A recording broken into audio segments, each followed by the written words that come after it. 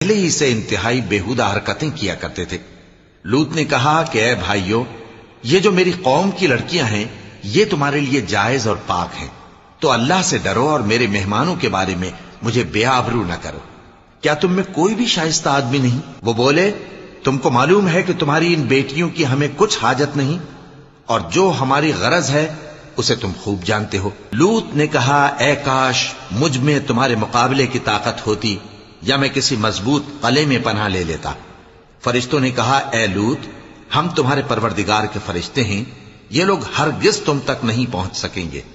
तो कुछ रात रहे से अपने घर वालों को लेकर चल दो, और तुम में से कोई शख्स पीछे मुड़कर न देखे, मगर तुम्हारी बीवी के जो आफत उन पर पड़ने वाली है वही उस पर भी पड़ेगी।